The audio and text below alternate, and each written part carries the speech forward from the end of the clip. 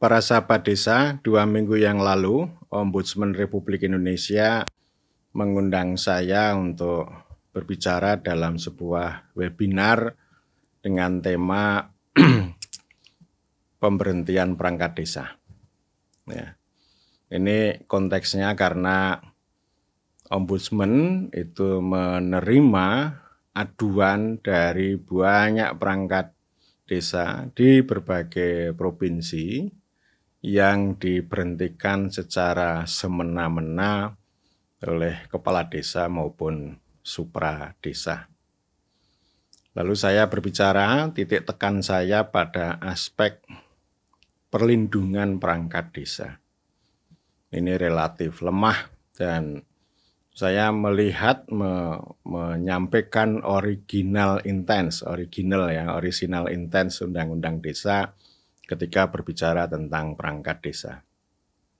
Soal kepala desa, soal perangkat desa itu diputuskan dalam sidang panja antara DPR dengan pemerintah di Wisma Kopo di Puncak, kira-kira bulan Agustus tahun 2013. Ada 2 poin penting soal perangkat desa. Yang pertama, perangkat desa bekerja sampai 60 tahun. Ya, 60 tahun ya. Bukan 20 tahun bekerja atau 9 tahun atau 5 tahun atau 6 tahun, tetapi bekerja sampai 60 tahun. Artinya ketika misalnya ini ada orang desa umur 21 tahun, seleksi menjadi perangkat desa, lalu dia bisa bekerja selama 39 tahun sampai umur 60 tahun. Ya, ini 60 tahun. Kemudian yang kedua, bahwa perangkat desa itu diangkat, diberhentikan oleh otoritas kepala desa dengan konsultasi camat. Jadi artinya angka 60 tahun sama konsultasi camat ini mengandung perlindungan pada perangkat desa. Jangan sampai ganti kepala desa, ganti perangkat. Kemudian juga tidak boleh kepala desa itu mengangkat dan memberhentikan perangkat desa secara semena-mena. Meskipun ya, kepala desa itu punya otoritas di situ. Otoritasnya bukan pada bupati, tetapi pada kepala desa. Karena memang ini ya itulah kewenangan desa. Itulah pemerintahan sendiri, self government. Jadi intinya memang harus dipahami dulu. Ini duduknya harus dipahami dulu. Agar tidak semena-mena harus konsultasi dengan camat. Ya, konsultasi dengan camat ya. Nanti camat itu istilah yang saya sudah bahas di materi berikutnya, ini bersifat konsultatif, itu normatif. Camat itu memastikan supaya proses prosedur itu tidak cacat. Tapi otoritasnya tetap di kepala desa ya. Jadi ini kan intinya perlindungan perangkat desa, otoritas kepala desa, konsultatif normatif camat. Intinya begitu ya. Dan angka 60 tahun maupun konsultasi tadi itu juga bermakna agar administrasi pemerintahan desa itu berjalan secara berkesinambungan terus menerus ya. Yang ini akan menjadi salah satu sumbangan untuk membentuk apa yang saya sebut sebagai tradisi berdesa. Tradisi berdesa itu ya artinya kantor desa, balai desa, pemerintah desa itu punya legitimasi yang memang diperlukan, dianggap penting bagi masyarakat setempat. Jadi kalau misalnya desa nggak punya kantor, nggak punya perangkat, lalu perangkatnya itu amburadul ya, itu modal awal untuk tradisi berdesa itu memang lemah. Itu ya, ini saya kira original intennya begitu, tetapi memang dalam praktek kacau. Intensitas kepala desa memberhentikan perangkat desa secara semena-mena itu meningkat secara drastis justru pada pelaksanaan Undang-Undang Desa. Yang Undang-Undang Desa itu sudah menegaskan 60 tahun. Ombudsman Republik Indonesia melaporkan di berbagai provinsi. Kemudian PPDI, Persatuan Perangkat Desa seluruh Indonesia, itu juga melaporkan di banyak tempat. Di Jawa ada beberapa kasus. Saya pernah menjadi saksi ahli perangkat desa yang diberhentikan oleh kepala desa tetapi dengan musyawarah dusun. Akhirnya ini perangkat desa melakukan gugatan pada PT UN. Mereka berhasil dan akhirnya dipulihkan, dikembalikan. Tetapi PPDI melaporkan ada di Bengkulu, di Banten, sebagian di Jawa Barat ya. Dan pada pertemuan itu juga ada ex perangkat desa dari Gorontalo. Ini di Kabupaten Gorontalo ada sekitar 170-an. Yang itu diberhentikan oleh kepala desa, dipayungi oleh supradesa. Di NTB melaporkan bahwa yang diberhentikan lalu PT UN. PT UN membatalkan keputusan kepala desa. Lalu perangkat ini diangkat kembali selama seminggu, diberhentikan lagi. Ini kan gila ya, gila ini. Itu sudah melanggar hukum.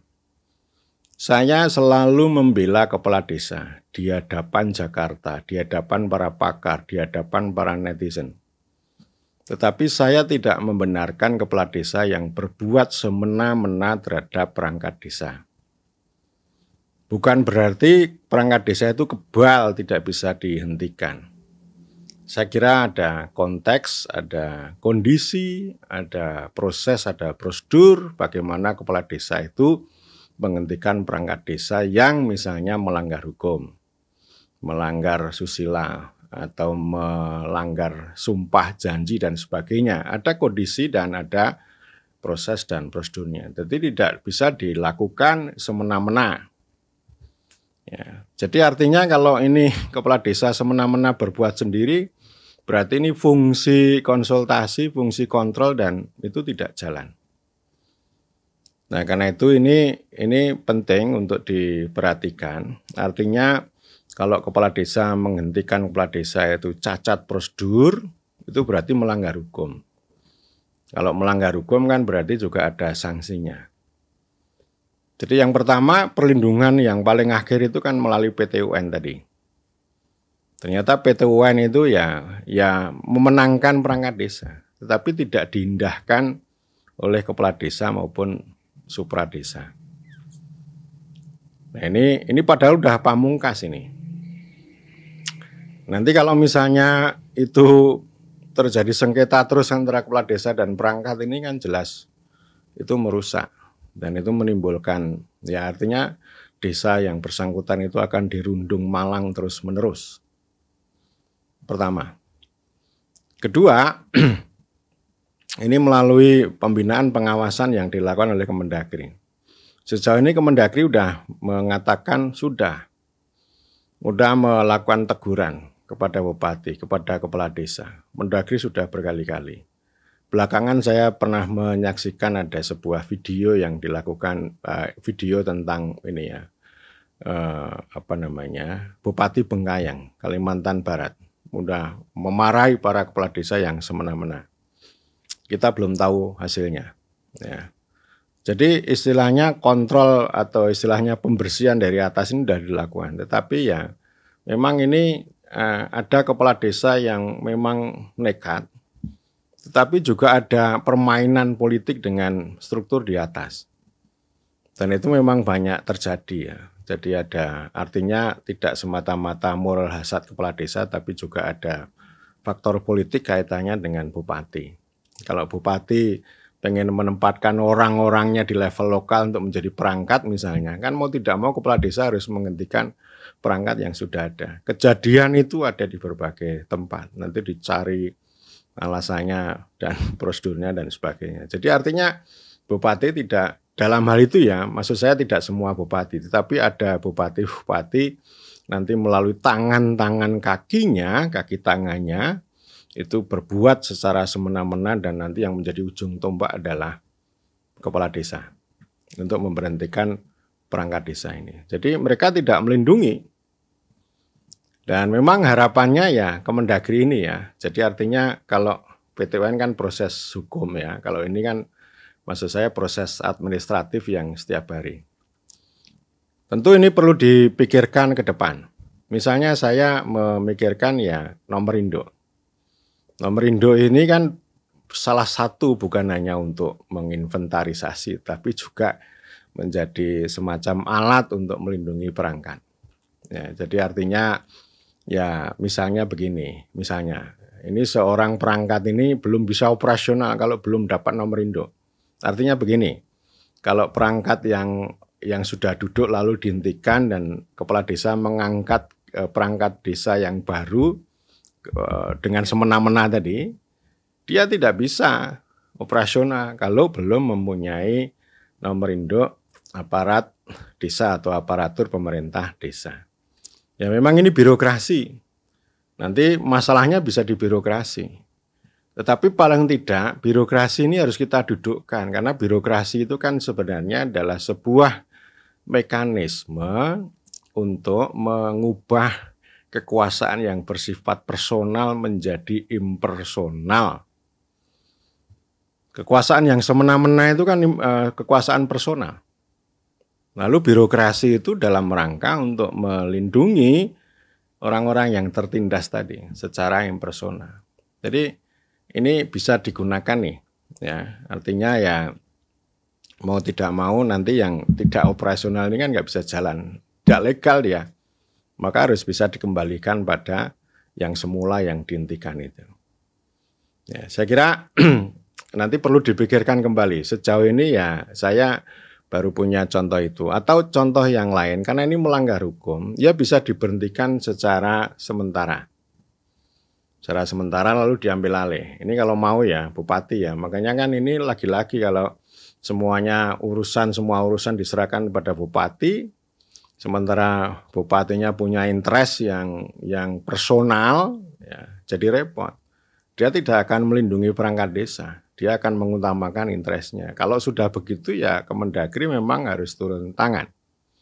Misalnya atau gubernur lah, melalui tangan gubernur menjalankan fungsi dekonsentrasi. Jadi artinya ini kepala desa yang melanggar hukum berbuat semena-mena ini itu harus diberhentikan secara sementara. Lalu ada otoritas yang lebih tinggi itu memulihkan itu ya. Jadi ini bentuk campur tangan ya, campur tangan karena terhadap kekuasaan yang semena-mena.